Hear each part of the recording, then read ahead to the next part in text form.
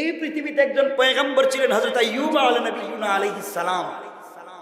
হযরত আইয়ুব আলাইহিস সালামের ঘর পুড়ে গেল, খামার নষ্ট হয়ে গেল, ঘরবাড়ি ধ্বংস হয়ে গেল, তিনি সন্তান হারালেন, তিনি স্ত্রী হারালেন, নিজে পৃথিবীর নির্মম নিষ্ঠুরভাবে অসুস্থ হলেন। এত কষ্ট, এত বিপদ, কিন্তু তিনি ভরসা হারালেন না। আল্লাহু আকবার। এত কষ্ট, সন্তান মরে গেছে, স্ত্রীরা সবাই চলে গেছে, ঘর পুড়ে গেছে, খাবার নষ্ট হয়েছে, খামার ধ্বংস হয়ে গেছে, সন্তানরাও নাই, নিজে হলেন অসুস্থ। এত কষ্ট, এত বিপদ, তিনি ভরসা হারালেন না। দেহ দুর্বল হয়েছে ঠিকই, কিন্তু আল্লাহর স্মরণ তার থেকে দুর্বল হয় নাই। পড়েন সুবহানাল্লাহ। এত কিছুর পরে যখন আইয়ুব আলাইহিস সালামের দেহ দুর্বল হয়েছে, ওই যে দিলটা দুর্বল হয় নাই, আল্লাহ তাআলা ডাক দিয়ে বলছেন, আমি আমার আইয়ুবকে ধৈর্যশীল পেয়েছি। সে কত উত্তম বান্দা, নিশ্চয় সে ছিল আমার দিকে ফিরে আসা বান্দা। এত কষ্ট দেওয়ার পরেও আইয়ুবকে ধৈর্যশীল পাইলাম। আমি আল্লাহ আখিরাতে তো দিব, দুনিয়ায় তাকে 70 গুণ বাড়াইয়া ফিরাইয়া দিলাম।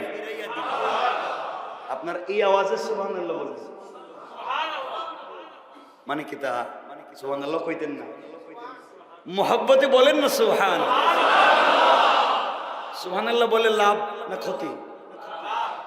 কি লাভ? জান্নাতে এক একটা গাছ লাগাইবেন, এক একটা গাছ, একবার সুবহানাল্লাহ, এক একটা গাছ, একটা গাছে এত লম্বা ছায়া হবে যে 700 থেকে 70,000 বছর একটা দ্রুতগামী ঘোড়া দৌড়ালে এই গাছের ছায়া শেষ হবে না। এরপরে সুবহানাল্লাহ জোরে বলেন।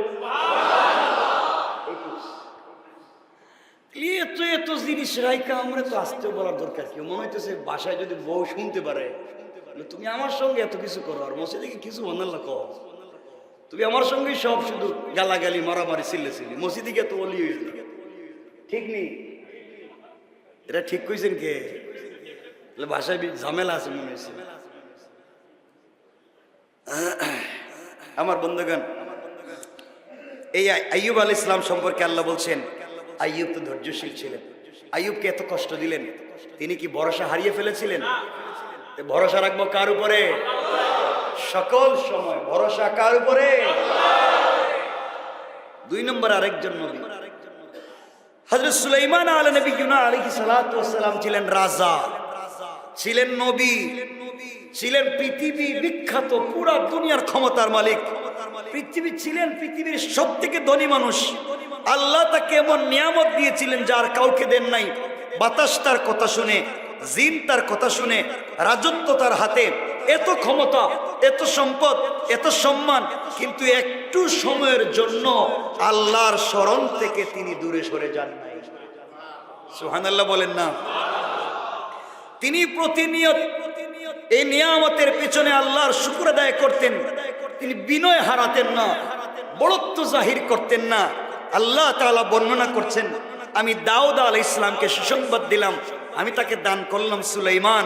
সে কত উত্তম বান্দা, নিশ্চয় সে ছিল আল্লাহমুখী, বারবার আল্লাহর দিকে ফিরে আসা বান্দা। এখান থেকে আমরা বুঝতে পারলাম, একজন লোক সব হারিয়ে আল্লাহর বান্দা, উত্তম, তিনি কে? আইয়ুব। একজন সব হারিয়ে আল্লাহর উত্তম বান্দা, তিনি কে? আরেকজন সব পেয়ে আল্লাহর উত্তম বান্দা, তিনি কে? দুজনের পরীক্ষা আলাদা, দুজনের পথ আলাদা, কিন্তু আল্লাহর দৃষ্টিতে দুজনই সম্মানিত। পড়েন সুবহানাল্লাহ। আল্লাহ কখনো কাউকে কষ্ট দিয়ে কাছে টানেন, আর কাউকে বিপুল সম্পদ দিয়ে পরীক্ষা করে কাছে টানেন। এই জন্য পৃথিবীটা হলো পরীক্ষার জায়গা। তাই ভরসা রাখবো একমাত্র আল্লাহর উপরে। যে বিপদী আসুক, দুনিয়ায় পয়সাওয়ালা বানাক আর ধনী বানাক আর গরিব বানাক, সকল পর্যায়ে একমাত্র ভরসা কার উপরে? হাসবি আল্লাহ, আল্লাহ আমার জন্য যথেষ্ট। এর চাইতে বড় জিনিস পৃথিবীতে আর আছে? কিন্তু আমাদের কি ভরসা যখন নাই, একটা হয়ে গেছে। আমার মন চায় এই আলোচনা থেকে আমি একটা আলোচনাকে নিয়ে আসতে। হযরতে লুকমান হাকিম তার সন্তানকে তার জিন্দেগিতে মোটামুটি 74টা তিনি ওসিয়ত করেছিলেন। আমরাও চাই আমাদের সন্তানদেরকে এই ওসিয়তগুলা করতে, নাকি চাই না? চাইছিলাম এই কথাগুলো নিয়ে আসি, কিন্তু সময় আমরা কমে যাচ্ছে, লম্বা করব না, কষ্ট হবে না তো ইনশাআল্লাহ তাআলা। এরপর আরেকটা কথা আমাদের এসে শুনলাম এবং জানলাম, মসজিদে কাজ হচ্ছে এবং আরো অনেক কাজের দরকার মসজিদে। তো মসজিদে কাজ কি আল্লাহ তাআলা এসে করাইবেন? একটু বলেন না। না আমাদেরকে করতে হইব? আমরা কেমনে করব? পয়সা তো দিতে চাই না। আল্লাহর জন্য যেটা ছিড়া, যেটা চলে না, এটা আল্লাহর দিয়ে দিলাম। আল্লাহ বলছেন আমি তো গনি, আমি ধনী, আর তোমরা হলো সব ফকির। আল্লাহ বলছেন ইন্নাল্লাহা গানিয়্যুন, নিশ্চয় রব ধনী, ওয়া আনতুমুল ফুকারা, তোমরা সব ফকির। এরপর আমরা সেরা টাকা আল্লাহরে দিই। এই জন্য যদি কোনোদিন চাওয়া হয়, যদি কোনোদিন বলা হয় যে মসজিদের কাজের জন্য কিছু সহযোগিতা করেন, ইনশাআল্লাহ সবাই অল্প হলেও দিবেন তো। রাসূল বলছেন মান বানা লিল্লাহি মসজিদান বানাল্লাহু লাহু বাইতান ফিল জান্নাহ, কেউ যদি মসজিদে একটা ইটের টুকরাও সহযোগিতা করে, আল্লাহ তাআলা তার জান্নাতে 6666 তালা এটা বিল্ডিং এর মালিক বানাইয়া দিবেন। এটা ইটের টুকরা। আর আল্লাহ রাসূলের সেই হাদিস হলো, আমার উম্মতেরা মারা যাওয়ার আগে একটা খেজুরও যদি তোমরা সাদাকা দান করতে না পারো, খেজুরের বীজটা হইলেও দিয়ে যাবে। সুবহানাল্লাহ বলেন না? খেজুরের দানাটাও তোমরা দিয়ে যাই, হয়তো এর ওসিলায় তুমি মাফ পেয়ে যাবে। তো আমাদের কি খেজুরের বীজ দেওয়ার মতো তৌফিক নাই? একটু হাত তুলে দেখান তো কার কার নাই। আল্লাহ রে, এটা কোন কত হইল যে আমরা একটা দানা দেওয়ার তৌফিক নেই? আমি তো মোটামুটি অনেকে চিনি। আল্লাহ আমাদেরকে কবুল করুক।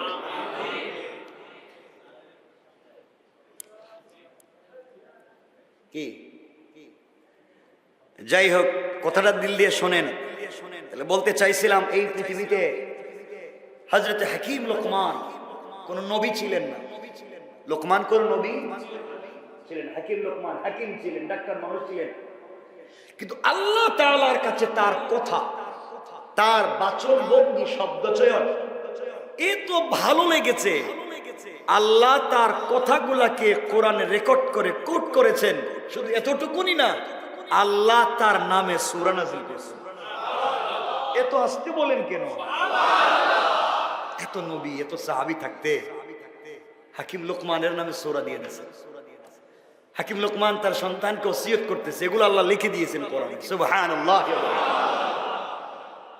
ভালোবাসা। হাকিম লোকমান তার সন্তানকে কিছু ওসিয়ত করলেন। তিনি তার সন্তানকে প্রায়, কেউ বলতেন 70, কেউ 76, কেউ 100, আমরা যতটা বলতে পারি, কিছু ওসিয়ত করলেন। আমি লিখে রাখছি। 1 নম্বর ওসিয়ত, তিনি তার সন্তানকে বলতেন, শোনো বৎস, হে ইয়া বুনাইয়া, ইয়া ইবনি বলতে পারতেন, হে আমার ছেলে, বলতেন ইয়া বুনাইয়া, হে আমার কলিজার টুকরা প্রিয় সন্তান, আমি বাপ হিসাবে তোমাকে ওসিয়ত করছি, তুমি জীবনে ঋণ করবা না, কর্জ হইতে নিজেকে হেফাজতে রাখো। ঋণ কইরো না, কেননা ইহা দিনের বেলায় অপমান এবং রাত্রের বেলায় দুশ্চিন্তার কারণ। কথা বলেন না কেন? যত মানুষ এই পৃথিবীতে মারা যায় হঠাৎ হার্ট অ্যাটাক করে, ব্রেন স্ট্রোক করে, 2 কারণ আমি খুঁজে বাইর করছি, আমার অ্যানালাইসিস। 2টা কারণ বেশি বড়। একটা হলো ঋণের বোঝা, আর 2 নম্বর হলো ঘরের ভিতর যে হাটে যে জুড়ে ঠিক কইলেন, বউ যদি বুঝতে পারে এটা খবর আছে। কিন্তু কথা হচ্ছে এটাই, আজকে বাংলাদেশে নারী নির্যাতন আইন আছে, মামলা হয়। যদি পুরুষ নির্যাতন থাকতো, মোটামুটি মসজিদের সব মুসল্লি 2-1টা করে করতো, ঠিক কিনা? দেখছেন নি ঠিকের অবস্থা? আমি জানি তো, আমি জানি এটা কইরে দিতেন। পরিবারকে সুন্দর করে, পরিবারকে ভালোবাসেন। এই জন্য 1 নম্বর হলো ওসিয়ত করলেন, হে আমার কলিজার টুকরা প্রিয় সন্তান, ঋণ করব না, কর্জ হইতে নিজেকে হেফাজতে রাখো, কেননা এটা দিনের বেলায় অপমান সামনে যাওয়া যায় না, যার কাছে যে ঋণ পায় দেখবেন সামনে গিয়া যত বড় ব্যক্তি হল কথা বলা যায় না, সাহস থাকে না, নিজের ছোট ছোট মনে হয়, লজ্জা লাগে। হ্যাঁ ছোট, আপনি বড়, কিন্তু আপনার কাছে পয়সা পায়, ধুমধাড়াক্কা কথা বইলে ফেলায়, মানুষের সামনে অপমান করে, গালাগালি করে, হুমকি দামকি দেয় না। হযরত লুকমান বলছেন দিনের বেলা অপমান আর রাত্রের বেলা দুশ্চিন্তার কারণ। 2 নম্বরে তিনি বলছেন শোনো বৎস, তোমাকে 2 নম্বর ওসিয়ত করলাম, তুমি মুরগের চাইতে বেশি অক্ষম হইও না, মুরগের চাইতে বেশি অক্ষম হইও না। সে তো শেষ রাত্রিতে জাগিয়া ফজরের আগে চিৎকার চেঁচামেচি শুরু করে দে, মুরগ উঠেনি, কথা মুরগ, ফজরের আজানের সময় সে উঠে চিৎকার করে, আর তুমি বিছানায় ঘুমিয়ে পড়ো, ঘুমিয়ে থাকো। তুমি এত অক্ষম হইও না যে মুরগ তোমার আগে ফজরের সময় উঠে যায়, আর তুমি ঘুমিয়ে থাকো এমন হইও না মুরগ তার জবান দিয়া ফজরের সময় তার মালিককে খুশি করবার জন্য চিল্লায়। আমরা মনে করি মুরগ তো কুকুর বলে। বান্দারে, ও আমার সন্তান, তুমি এত দুর্বল হয়ে যায় না যেন তোমার আগে কোনোদিন মুরগ না উঠতে পারে। আমরাও আজকের থেকে ওয়াদা করলাম, মুরগের আগে হইলেও আমরা ঘুম থেকে উঠে ফজরের সালাতে মসজিদে চলে আসবো, পড়েন ইনশাআল্লাহ। আল্লাহ রাসূল বলছেন সালাতু আলা ওয়াক্তিহা, সালাত অন টাইম ইন জামাত, সালাত হবে সময় মতো জামাতের সাথে। এটাই নিয়ম, এটাই দিস ইজ ইসলাম, এটাই ইসলাম, যে সময় মতো কাজ করতে পারা। আমরা তো সময় মতো কোথাকার কাজ, ফজরের নামাজ মাগরিবেও নাই, ঠিক নেই, একটু কষ্ট করেন না। তাহলে 2 নম্বর ওসিয়ত করলেন, বাবা তুমি কম পক্ষে মুরগের মতো অক্ষম হয়ে যায় না, মুরগ তোমার চাইতে যদি আগে উঠে যায়, এর চাইতে লজ্জার কিছু নাই। 3 নাম্বার তিনি বলছেন, বাবা শোনো, গুরুত্ব সহকারে জানাজার নামাজে শরীক হইবা। কেউ মরে গেলে অহেতুক অনুষ্ঠান দিতে শরীক হওয়ার থেকে নিজেকে বাঁচাইয়া রাখবা। আমরা শুক্রবার হইলে কত মানুষের দাওয়াতে যাই, কিন্তু পাশের বাসায় কেউ মরে গেলে তার জানাজায় যাওয়ার সময় নাই। তুমি যে সমস্ত অনুষ্ঠানে যাও, বিয়েতে যাও, গায়ে হলুদে যাও, ওখানে তুমি না গেলেও চলবে, ওখানে ভালো কাজের চাইতে গুনাহ হয়ে যায় বেশি। আমার একটা কথা বড় কষ্ট লাগে, বিয়ের সময়, তোমার বিয়ের সময় 1500 থেকে 2000 লোককে দাওয়াত করে অনুষ্ঠান করে নিয়ে খাওয়াইলা সেন্টারে, কিন্তু তোমার বউর ডেলিভারির সময় এই 1500-2000 লোক থেকে একটা লোককেও 1 ব্যাগ ব্লাড দেওয়ার জন্য পাওয়া যায় না, ঠিক কিনা বলেন? কারে খাওয়াইছিলেন, কারে ভালোবাসলেন? কেন আমরা এই ভুল পথে চলি? এই জন্যে হাকিম লোকমান বলছেন, বাবা গুরুত্ব সহকারে জানাজায় শরীক হইবা, অহেতুক অনুষ্ঠান দিতে যাইবা না। 4 নাম্বার তিনি বললেন, ও আমার কলিজার টুকরা সন্তান, আল্লাহর সান্নিধ্য অবলম্বন করবে, এতে যে কোনো জিনিস দিয়া হোক, যেভাবে পারো আল্লাহর সান্নিধ্যে থাকবার চেষ্টা করবা। পৃথিবীর মানুষকে খুশি করবার ব্যর্থ চেষ্টা করবা না, যেভাবে পারো আল্লাহকে খুশি করবার চেষ্টা করবা। আল্লাহ যদি তোমার উপরে খুশি হয়ে যায়, পুরা দুনিয়ার মানুষ তোমার উপরে অসন্তুষ্ট হলেও তোমার যায় আসে না। আল্লাহু আকবার। কয়টা বলছি? 4টা, মনে রাখবেন কিন্তু।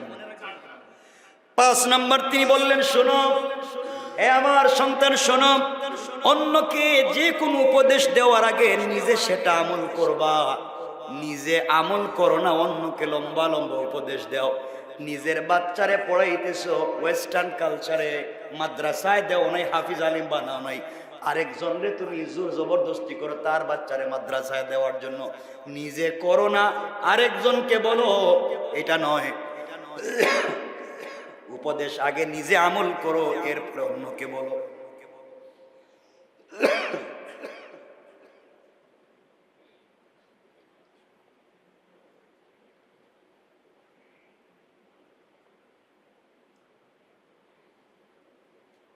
আপনাদের কষ্ট হচ্ছে?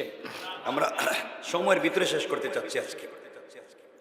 তাহলে 5 নম্বরে হলো, অন্যকে উপদেশ দেওয়ার আগে নিজে আমল করার চেষ্টা করো। 6 নম্বর তিনি বলছেন, নিজের মান মর্যাদা বজায় রেখে কথা বলবে।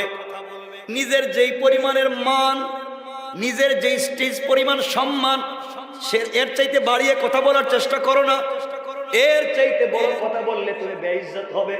তোমার যতটুকু ক্যাপাসিটি এর বাহিরে কথা বলতে যাও না, নাইলে তুমি অপমানিত হবে। আজ রাস্তাঘাটে যত মানুষ বেশি অপমানিত হয় নিজের চাইতে বড় কথা বলার কারণে। কথা বলেন না কেন? মনে রাখবেন।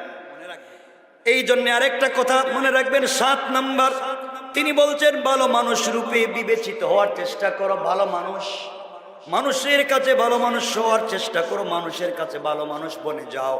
8 নম্বরে তিনি বলছেন স্বীয় অধিকারের প্রতি সচেতন থাকবে। তোমার অধিকার যেন অন্য কেউ ধ্বংস করতে না পারে, তোমার অধিকার অন্য কেউ নিয়ে যায়। নিজের অধিকার যতটুকু তার জন্য তুমি লড়াই করবে, অন্যের নয়, নিজের। এরপরে তিনি বললেন 9 নম্বর, গোপন কথা কারো নিকটে প্রকাশ করবেন, এমনকি স্ত্রীর নিকটেও না। কার নিকটে? গোপন কথা কারো কাছে বলতে যাইও না, এমন গোপন কথা নিজের কাছে রাখো। 2 নম্বর কাছে যদি চলে যায়, যে কোনো সময় 3 নম্বর কানে চলে যেতে পারে, আরেকজনের ক্ষতির কারণ হতে পারে, তোমার কারণে আরেকজনের বিপদ হতে পারে। এই জন্য গোপন কোনো কথা তুমি কারো কাছে প্রকাশ করবে না। 10 নম্বর, যার সাথে বন্ধুত্ব করবে বিপদে বন্ধুর পরীক্ষা নিবে। সে বাস্তব বন্ধু ছিল না, স্বার্থপর ছিল। বিপদে বন্ধুর পরীক্ষা অবশ্যই নিবে, কারণ লম্বা সময় চলার পথে পুরা জিন্দেগি যার সঙ্গে চলবা, জান্নাত পর্যন্ত চলবা। এই জন্য বিপদে পড়লে বন্ধুর পরীক্ষা নিবা যে তাকে নিয়ে আগামীতে চলা যাবে কিনা। আজকালকে এমন বন্ধু পাওয়া যায়, দাওয়াত খাওয়াইয়া বাসায় নিয়া পিছন দিয়ে ছুরি ঢুকাইয়া দেয়। 11 নম্বরে তিনি বলছেন বন্ধুর ভালো মন্দ উভয়টাই পরীক্ষা করবা। বন্ধু কি বলে, ভালো না মন্দ, পরীক্ষা করে চলবা। বন্ধু যাই বলবে সেখানে লাভ দিবা না। বন্ধুর ভালো মন্দ দেখবা, তার চারিত্রিক দিক দেখবা, তার ফ্যামিলির কন্ডিশন দেখবা, এগুলা সব বুঝে শুনে বন্ধুত্ব করবা, তার ভালো মন্দ দুটার দিক দেখবা। 12 নম্বরে তিনি বলছেন বিচক্ষণ এবং জ্ঞানী ব্যক্তিদের সাথে বন্ধুত্ব রাখবে। যে ব্যক্তি বুদ্ধিমান, বিচক্ষণ, জ্ঞানী, আমানতদার, এমন ব্যক্তির সঙ্গে বন্ধুত্ব রাখবে। 13 নম্বরে তিনি বলছেন ভালো কাজ বারবার অংশ নিবে। যেখানে ভালো কাজে বারবার অংশ নেও। মসজিদে দান খয়রাত হয়, ভালো বারবার দেহ জানাজা হয়, বারবার যাও। ওয়াজ মাহফিল হয়, বারবার যাও। অর্থাৎ ভালো কাজে বারবার অংশগ্রহণ করো। কি কাজে? আমরা ভালো কাজে বারবার অংশগ্রহণ করি না, খারাপ কাজে বলেন না? খারাপ কাজে গান বাজনায় যাই না, ভালো কাজে যান। সারা সপ্তাহে কয়টা জানাজায় গেছেন আর কয়টায় বিয়ে গেছেন? কমতে হিসাব করে দেখবেন জানাজা তো একটাও যান নাই মাসে, বিয়ে গেছেন কমপক্ষে 10টা। কত অন্যায় করছেন, গান বাজনা কত। 14 নম্বরে তিনি বলছেন নিজের কথা প্রমাণ করবার চেষ্টা করবে। নিজে যেটা সত্য বলবে সেটা প্রমাণ করবে। ইন্নী হাফিজুন আলিম, তুমি যেটা করো নাই সেটা নিজের কাঁধে কখনো নিতে যাইবা না, অন্যায়কে স্বীকার করবা না। মনে রাখবা নিজে যেটা বলবে সেটাই প্রমাণ করবে, এটাই সত্য, এটাই করবা। এরপরে তিনি 15 নম্বরে বললেন যার সাথে বন্ধুত্ব করবে বন্ধুদের সাধ্য মতো ভালোবাসবে। 2 জন বন্ধুকে 2 চোখে দেখবা না। কারণ আল্লাহর রসুল আবু বকরকে যেভাবে দেখতেন, বেলালকে তার চাইতে তিনি কম দেখতেন না। অথচ আবু বকর রসুলের শ্বশুর, আবু বকর রসুলের বন্ধু, অমর রসুলের শ্বশুর, অমর রসুলের বন্ধু। আর বেলাল ছিলেন হাবশি গোলাম কৃতদাস। কিন্তু আল্লাহর রসুল এক হাতে আবু বকরকে ধরলে তার বুকের মধ্যে ছিল হযরতে বেলাল। আল্লাহু আকবার। 2 চোখে কখনো দেখা যাবে না। আমরা গরিব বন্ধুকে একভাবে দেখি, ধনী বন্ধুকে আরেকভাবে দেখি, ঠিক কিনা? এগুলা চিন্তা করেন কি ওসিয়ত করতেছেন। আল্লাহ তাআলা কোরআনে কোট করে দিয়েছে। আমার বন্ধুগণ 16 নম্বর হলো শত্রু মিত্র সকলের সঙ্গে হাসি মুখে কথা বলবে। শত্রুর সঙ্গে দেখা হাসি মুখে কথা বলো, মিত্রের সঙ্গে দেখা হাসি মুখে কথা বলো। কারণ হাসি মুখে কথা বলাও সুন্নত। যে লোকটা সবার সঙ্গে মুস্কি হাসি দিয়ে কথা বলে, আল্লাহ রসুল বলছেন এক একটা হাসিতে জান্নাতের এক একটা দরওয়াজা খুলে যায়। আমরা কি করতাম? শত্রুর দিকে তো আমরা টিটকারি শুরু করে দিতাম। 4 দোকানে বসি, আমাদের শত্রু যাইতেছে, আমরা তো লেগে গেলাম 2 বন্ধু, আয় এর একটু চেতাই, ঠিক না? এটা আমরা করি কি করি না? ঠিক না? আমার বন্ধুগণ, 17 নম্বরে তিনি বলছেন, প্রিয় বৎস কলিজার টুকরা সন্তান শোনো, পৃথিবীর জমিনে আল্লাহর পরে সর্বাধিক সম্মান করবে মা বাপকে। ওবিল ওয়ালিদাইনি ইহসানা, আল্লাহ কোরআনে বলছেন, ওয়াকাদা রাব্বুকা আল্লা তা'বুদু ইল্লা ইয়া ওয়াবিল ওয়ালিদাইনি ইহসানা। পৃথিবীতে আল্লাহ তাআলার পরে সব, আল্লাহ এবং রাসূলের পরে সবথেকে সম্মানিত মনে করবে, মর্যাদাপূর্ণ মনে করবে মা বাপকে। এই দুনিয়ার জমিনে আমরা আমাদের পীর সাহেবকে, এই দুনিয়ার জমিনে আমরা আমাদের পীর সাহেবকে, এই দুনিয়ার জমিনে আমরা যাকে ভালোবাসি তাকে যতটুকু মর্যাদার মহব্বত করি, এর শতভাগের 1 ভাগও মা বাপকে করি না। ঠিক কিনা বলেন? কয়টা বললাম? 17টা। তো আর বলতে পারবো না 74টা। 18 নম্বর তিনি বলছেন, শোনো, তোমার ছাত্র যে হবে, শিষ্য যে হবে, শিষ্যকে সর্বাধিক মর্যাদার দৃষ্টিতে দেখবে। সে তোমার শিষ্য, সে তোমার ছাত্র মনে করে তাকে ছোট করবে না, তাকেও তার মর্যাদা দিবে। 19 নম্বরে বলেছেন, ছোট ছোট করে বলে যে আয়ের প্রতি লক্ষ্য রেখে ব্যয় করবে। আয় 10 টাকা, ব্যয় করলেন 20 টাকা, হইল নি? হইছে? আয় 10 টাকা, ব্যয় কত? 20 টাকা, হইছে নি? তিনি বলছেন আয় দেখে ব্যয় করবে। এরপরে তিনি বলছেন 20 নম্বরে কথা বলার সময় মুখ আয়ত্তের মধ্যে রাখবে। কথা বলার সময় লাগাম ছাড়া কথা বলবে। আমরা বলিনি, কথা বলেন না কেন? এই জন্য মাপ চাইতে হয়। তিনি বলছেন লাগাম ছাড়া কথা বলো না, কথা বলার সময় মুখ আয়ত্তে রেখে কথা বলো। 21 নম্বরে বলেছেন বীরত্বকে নীতি হিসাবে গ্রহণ করো। বীরত্ব এটা নীতি, এটা মনে রাখো। এরপরে বলছেন 22 নম্বরে শরীর এবং পোশাক পরিষ্কার পরিচ্ছন্ন রাখবে। পয়সা থাকবার পরে তুমি অপবিত্র অপরিচ্ছন্ন কাপড় পোশাক পরে এটা না, পরিষ্কার পরিচ্ছন্ন থাকবে। 23 নম্বরে তিনি বলেছেন সবসময় ঐক্যবদ্ধ থাকবে, সবরে একসাথে নিয়ে চলবে। 24 নম্বরে তিনি বলেছেন প্রচলিত অস্ত্র শস্ত্র অর্থাৎ যানবাহন, ড্রাইভিং সবকিছুর প্রশিক্ষণ দিয়ে রাখবে। কখন কোনটা কাজে লাগে বলা যায় না, এগুলো লাগেনি আমাদের, সব বলে দিয়েছে। আল্লাহ তাআলার কাছে এগুলো ভালো লাগছে। 25 নম্বরে তিনি বলছেন প্রত্যেক ব্যক্তিকে তার যোগ্যতা অনুযায়ী দায়িত্ব প্রদান করবে। এখন তার যোগ্যতা হইল কিসের? হেল্পারের। হেরে দিয়ে দিলেন বিমান চালাইতে, কাজ হইব? বলেন কাজ হবে? যার যতটুকু যোগ্যতা তাকে ততটুকু দায়িত্ব দিবেন। এরপরে তিনি বলছেন 26 নম্বর, রাতের বেলায় বেশি কথা বলার প্রয়োজন হলে আস্তে এবং নরম সুরে কথা বলবে, যেন অন্যের ডিস্টার্ব না হয়। রাত্রে যখন কথা বলবে আস্তে আস্তে কথা বলবে, নরম সুরে কথা বলবে, অন্যের জন্য ডিস্টার্ব না হয়। 27 নম্বরে তিনি বলছেন দিনের বেলায় যখন কথা বলার প্রয়োজন হবে চতুর্দিক তাকাইয়া দেখবে কেউ আশেপাশে আছেনি, এরপর কথা বলো। আমরা যেইভাবে টেলিফোন রিসিভ করে হ্যালো বলে উঠি, মানুষের তো কলজা কেঁপে উঠে। কথা বলেন না কেন? এই তো আমাদের কাজ। তিনি নিষেধ করেছে। 28 নম্বরে তিনি বলেছেন কম কথা বলো, কম খাও, কম ঘুমানোর অভ্যাস করো।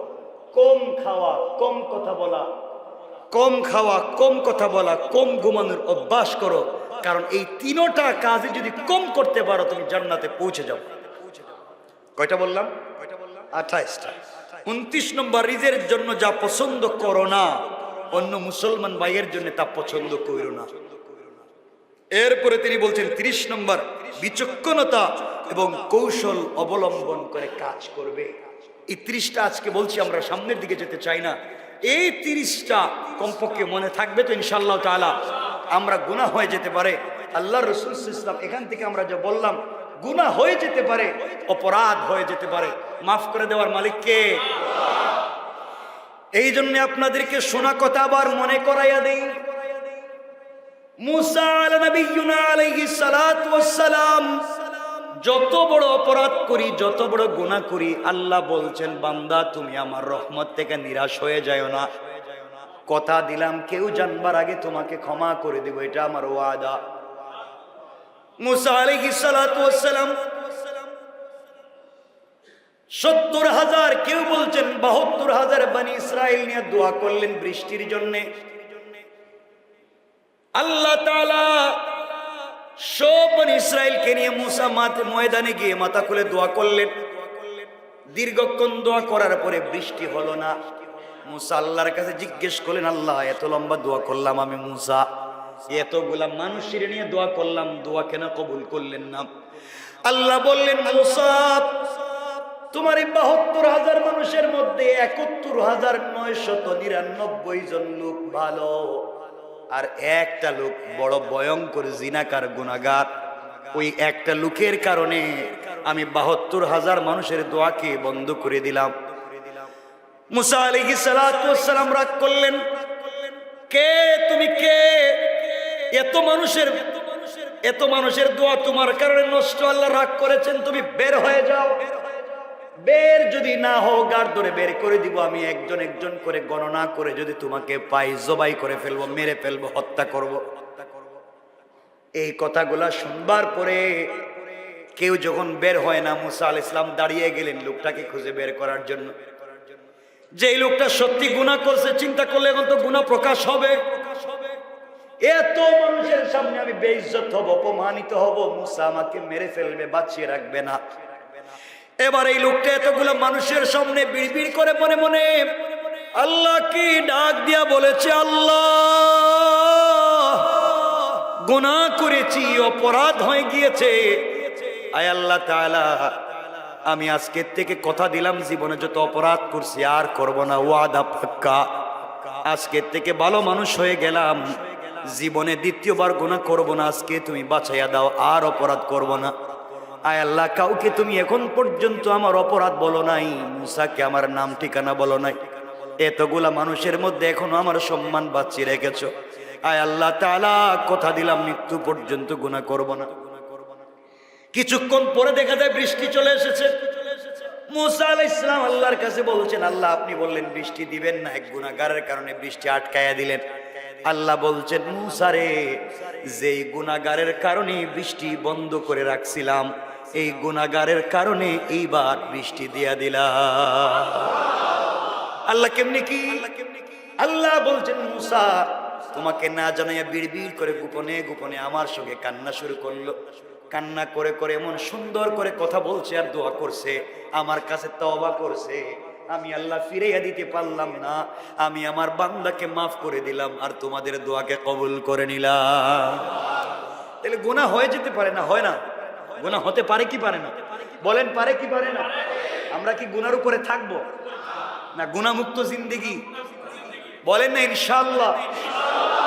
ইনশাআল্লাহ আজকে থেকে 5 ওয়াক্ত নামাজ জামাতের সাথে পড়বো ইনশাআল্লাহ, পাক্কা ওয়াদা।